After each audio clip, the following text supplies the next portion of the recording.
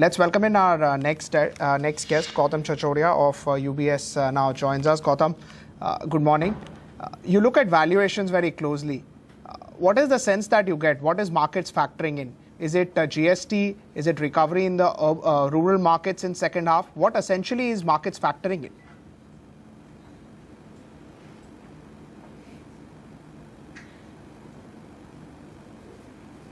So there are two big debates out there. One is lower global and local interest rates, which is driving higher PE multiples. And the second is growth recovery hopes.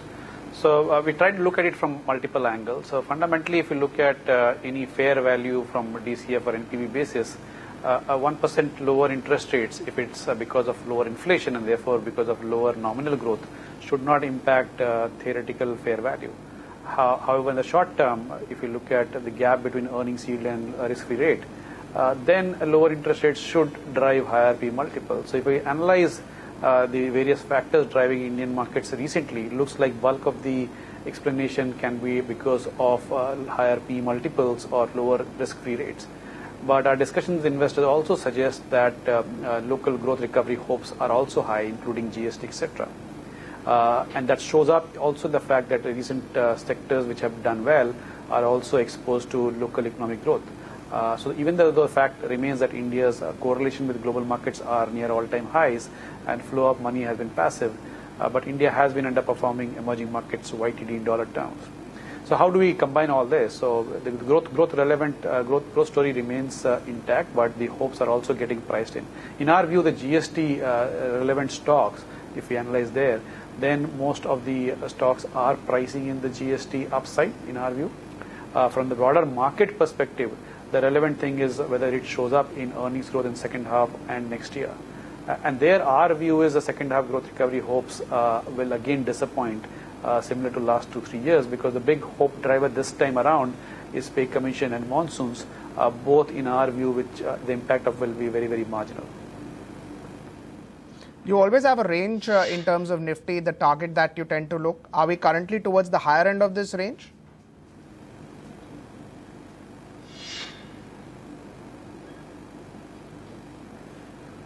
So if you look at 2016, calendar year 16, and look at December 16 fair valuation range, our base case is 8,000 for Nifty, while markets are at our upside scenario range right now, which means the risk reward is not attractive. In fact, we see potential downside from current levels for the near term. If we try to peep into next year, it's very early days to frame a view for next year.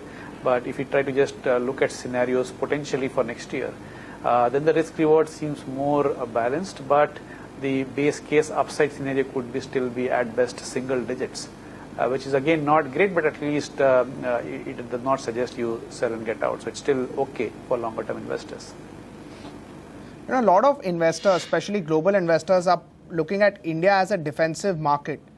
Would it be a correct way to look at it versus other emerging markets?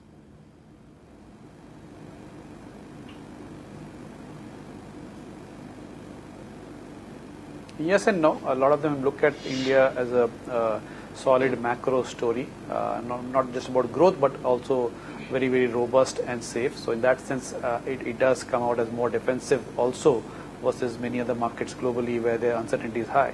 But a lot of investors do look at India as a long-term growth opportunity, both absolute and relative. So it's a mixed bag. There's no single way to define that. And say if there is any big global event, if prices collapse again or yields go up again sharply, do you feel this time around the vulnerability to the fund flows in India would be lower?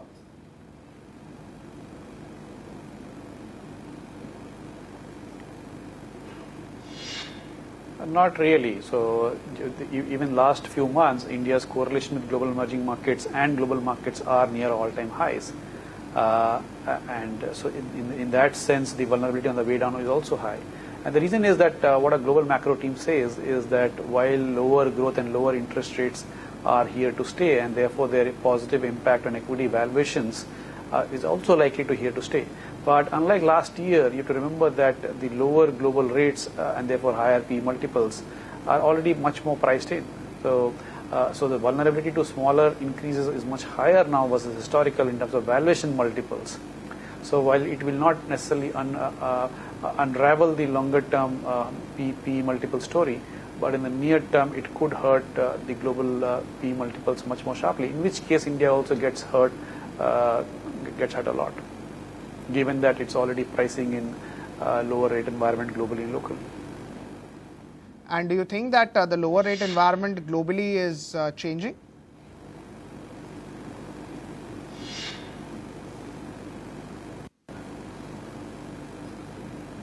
So yes and no, in the sense that we do expect a Fed rate hike, but the longer term the yield or the rates for the US is much lower than what it used to be earlier, including for GDP growth.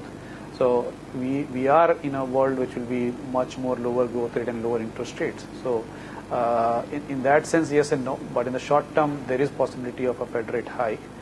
Just one hike may or may not matter much for markets, but if it starts flowing through into risk-free yields, say the 10-year US or the bond yields in the Europe, then it will matter to the markets definitely, in terms of, because markets are already pricing in lower interest rates in terms of higher P multiples. So the vulnerability from that context is high. But will it matter in terms of massive outflows or risk appetite going away? Unlikely.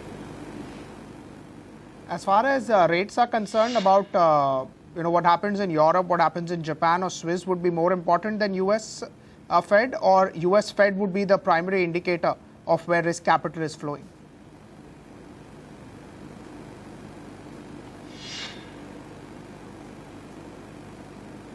For global markets, including India, US matters a lot more, definitely.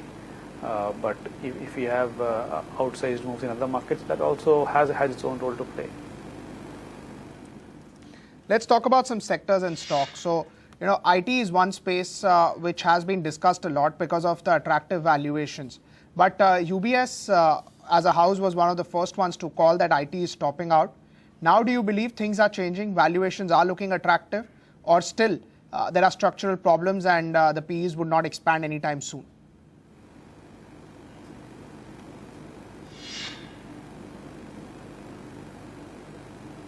So not yet, we still remain underweight IT, and the way to explain that is Indian IT companies were the disruptors to the global companies who were the incumbents early last decade in late 90s, and now the Indian IT companies are the incumbents and the other companies are disruptors as the industry moves away from legacy application development to a more digital and cloud world. And what we've seen last decade, some of the incumbents, the global incumbents, when they kept on having slower earnings growth, they kept on derating gradually. So keeping that in mind and keeping the longer term potential for earnings growth to come down from high double digits to possibly single digits also, the multiples can derate further from here, but gradually. They won't be a sharp derating as such, but gradually. So still early for us to believe risk reward has become attractive. Obviously there are always tactical opportunities around in the near term if the stock has overreacted or the for a particular company the next couple of quarters looks good. So those tactical opportunities will remain. We try to frame that in our analysis also. But the longer term structural concerns still remain, and in our view is not yet priced into the stocks. Most of the ROEs or margins would have been at a low if you look at the Q1 numbers of any of the large cap companies. Plus their cash generation is high. Don't you think at 10, 12, 13 P, you would want to buy them irrespective of growth or in anticipation that growth may recover not now but after 2-3 years?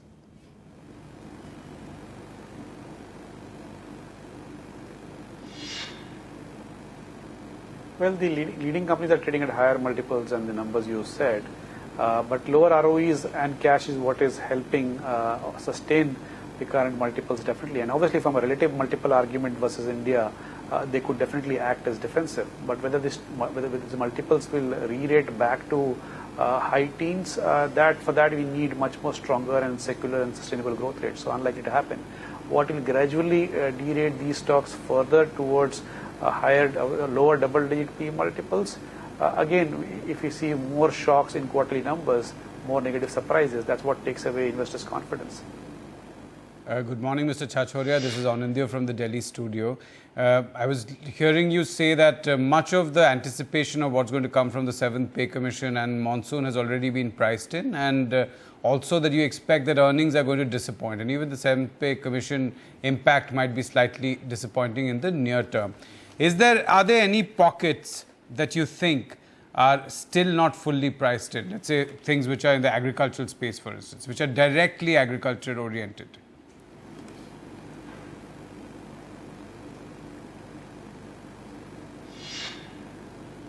So agricultural inputs can be much more clearer beneficiary of say good monsoon. So definitely that segment looks attractive to us top down because we're not really pricing in the potential upside. Specifically, if we see a repeat of the good monsoons next year, so we've not seen re-rating back to past levels yet in that segment. But otherwise, the broader selected discretionary pockets, one segment which should see momentum continue, in fact potentially accelerate, which comes out from the survey also, is home improvement and specifically paints. Yeah. So that's a segment where we have been positive and remain positive, where valuations are stretched, no doubt, but at least you have earnings visibility. So if earnings keep delivering, then at least both absolute and relative terms, you are much better off in that segment than in broader discretionary space. So this home improvement is being driven largely through repairs and rural or tier 2 kind of expenditure?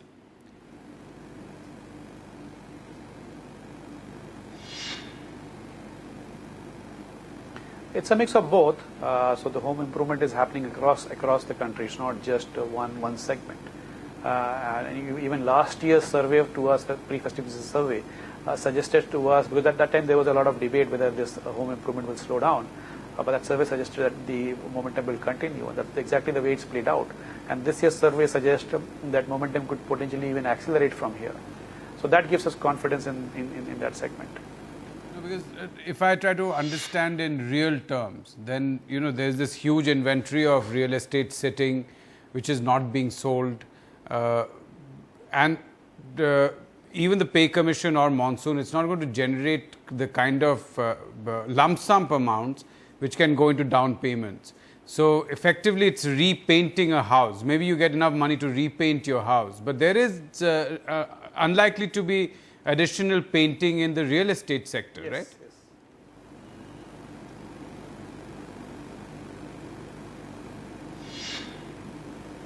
Yes. Clearly. So again, our survey suggests that repainting frequency is improving. And you expect that the monsoon and 7th Pay Commission or state pay commissions will give enough lump sum in people's hands that if they've held back repainting this year or for the past 2 years, they might do it this year.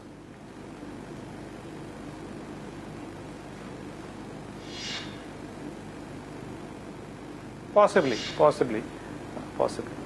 Okay, if let's say the pay commission itself, that approximately the average comes to about 10,000 rupees additional in someone's hand, that's the central pay commission, and part of it, of course, the government takes back in taxes, HRAs. Actually, if you have a government-owned house, then it's the rent goes back to the government.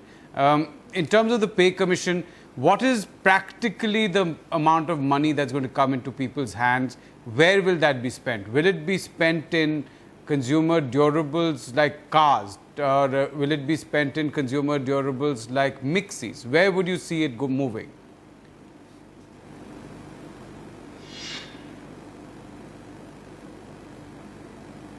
So our survey suggests that nearly 2/3 of government employees are likely to save most or all of the increment. Okay. So the spending anyway will be the entire amount is not will be spent, and most of it will be saved. The positive impact is likely to be in cars, but that also over next 2-3 years, not in the next 6 months. Okay, interesting. That survey suggests savings. Now, have you tried to analyze that and try to understand why that is? What is the sentiment behind doing that?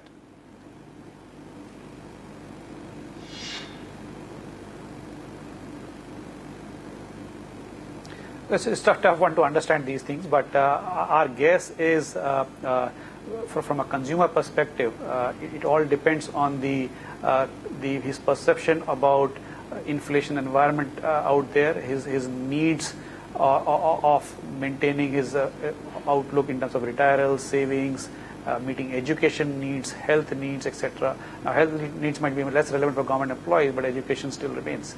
So maybe they're thinking to preserve that for the longer term. The second point to remember is government employees' ownership and penetration of most of the products, from two-wheelers to durables, etc., is already reasonably high, much higher than private sector, but in general also quite high.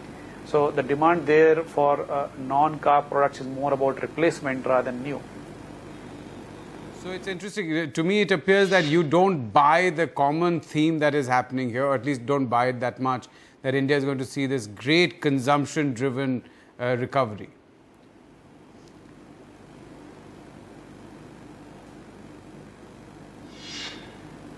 Not at all. That's been our view for last 1 year, or more than a year, because top-down pay commission is happening within the contours of fiscal consolidation, not fiscal expansion, unlike what happened in 08-09. Secondly, the extent of increase and arrears is far, far lower, and only central government is doing as we speak. Allowances anywhere will happen next year. Okay. So the top-down boost in terms of absolute amount also is not material or big compared to 08-09. And if we look at 80s, 90s and last decade, each of the 3 times, household savings went up. But it's only last time in the 08-09 when consumption went up sharply. In 80s and 90s pay commission, consumption did not go up. Okay, if one, people have been saying that monsoon will give a huge recovery to the rural population is going to suddenly have higher earning, they'll be able to spend more. While that is partly true, they've also been highly indebted after 2 years of drought. So part of the new recoveries, the new earnings will actually just go in fixing their balance sheets, if I could use that term. And secondly, there's also sometimes when you have a glut in production, prices drop and farmers sometimes lose out. Are you also looking at it like that?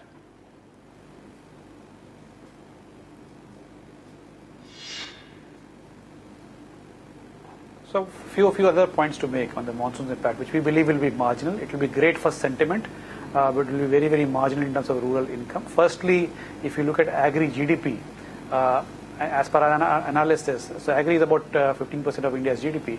Only about 20-25% of agri GDP should be positively impacted by good monsoons. The rest will not be impacted by monsoons because agri GDP has many components and a lot of them are not exposed to monsoons, and that's what historical analysis suggests. Secondly, when you have good monsoons, you could also have crop prices being dampened because of more supply. And rural incomes is a mix of both volume and price. So nominal incomes may not necessarily go up a lot because you might have higher production, but not necessarily higher prices versus say last couple of years. So it's unclear to us how that in terms of real or nominal incomes can be boosted. And then the other point which you made about farmers being indebted, that could also play a role. But in general, it will definitely drive sentiment up because it does play a big role in the rural economy in terms of sentiment. In terms of urban consumption, as you mentioned, that the government servant already has probably a two-wheeler, definitely has a fridge, has bought a TV already. In terms of the middle class, which is exposed to the corporate sector, who have corporate jobs, BPOs, especially in Indian urban areas, BPOs, IT services, they have provided a significant amount of jobs in the past, or financial sector, for instance, in the past 10 years or 15 years. Now that IT, as you yourself were saying and have been saying for some time, is contracting, what kind of impact is that going to have over the next 2-3 years on urban middle class consumption?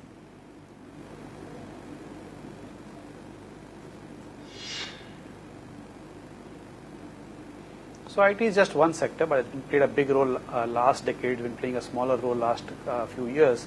But in general, the government labor department survey itself suggests that job creation has been fairly muted, and that's one of the reasons why top-down we've been arguing that we'll not see an uptick or acceleration in consumption trends in India, because we are not seeing job creation pick up materially. We are not seeing real wage increases. So the wage increase levels also in the economy in general have come down in line with inflation. So the real income increase is also not happening despite lower inflation. And thus we need to see more visibility on that before we see acceleration in the trend consumption growth. So there's always a trend consumption growth of 5-6% in India, as you can see in GDP data, because of demographics, because of people growing in their jobs. But we need more job creation for us to see growth accelerate for trend consumption, which is not yet being seen. So would you say that there has to be fiscal expansion for that to happen?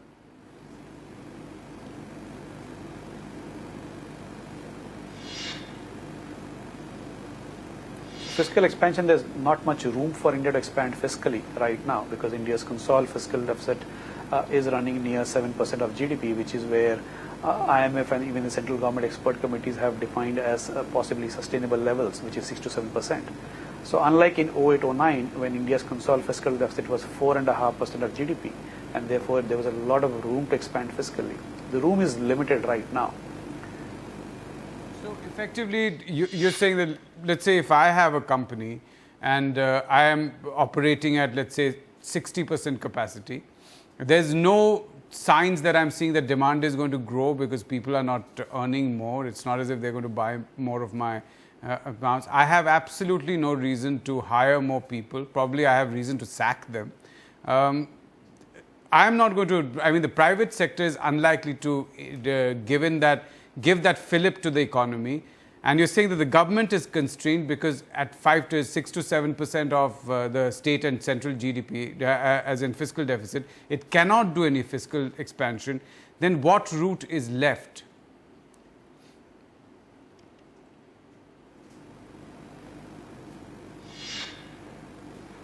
So you're taking an extreme version, because even now we are growing at 7% GDP, and even now car sales, two-wheeler sales, durable sales are growing.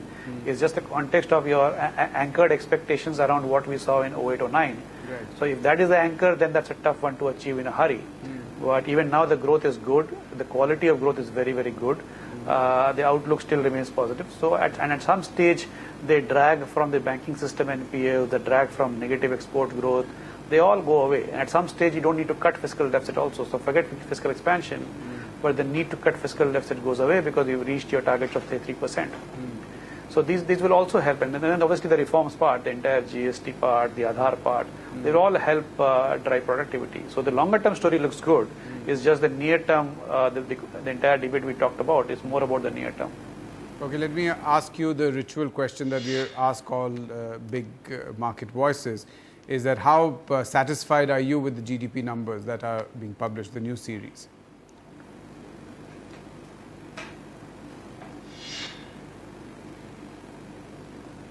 The methodology is far more robust and much more in line with what other countries do, and has a far more broader data set. So it's again question of anchoring. So in our minds, we've been anchored around the older series, and therefore we find it difficult to reconcile with the new series. So what would have helped is for the CSA to give some way to reconcile and possibly give a longer and older data set for the current series. But otherwise, we are fairly satisfied with the new series. You're okay with the deflators being used on the two sides?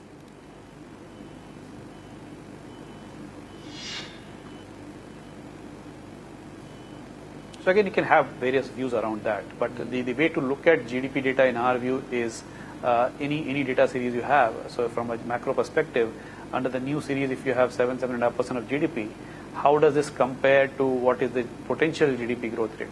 So maybe under the old series, the potential GDP growth rate was 5.5, 6. Under the new series, the potential GDP growth rate is 7.5.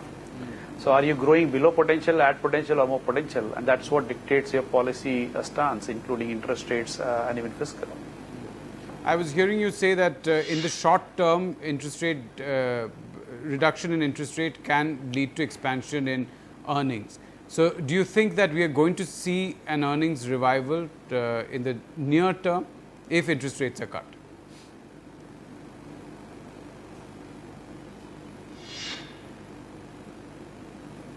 So earnings are reviving. It's just not reviving as fast as the market wants it or expects it to be. So earnings are reviving gradually, and they'll keep reviving gradually. Partly because of base effect, partly because the repair process in the economy gets over. So it will happen, but again, we're not going to go back to 15-20% earnings growth in a hurry. That's still some time away. About the reform that you mentioned, GST, some people are arguing that GST could be inflationary in the short term, and also in some sectors actually people might hold back expenditures like auto because they expect tax rates to go down in that segment and they'll get it cheaper maybe 1 year down the line. How do you read GST implementation and its short-term impacts?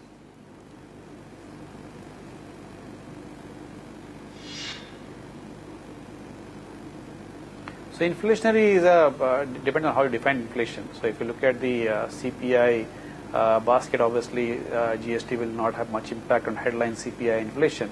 Marginally maybe because of service taxes going up, but nothing material. But if the GST rate is effectively higher than the revenue neutral rate, in which case government gets more tax revenues, it does mean the non-government sector of the economy pays more taxes than it is doing right now, which will dampen consumption and business activity definitely in the short term. Not necessarily inflationary, but dampening activity per se. Consumers postponing purchases because of potential lower rates post GST. It can happen if that becomes a widely acknowledged scenario amongst the consumers and the car dealers. It's not just about you and me talking in the business news channels or business papers, but it has to become a broadly expected eventuality among consumers and among dealers. And that can happen only when we have more clarity on the rate slabs and structure. All right, Gautam Chhaochharia, thank you so much for taking out time for us. Pleasure talking to you and to hear a different voice actually. Thanks a lot.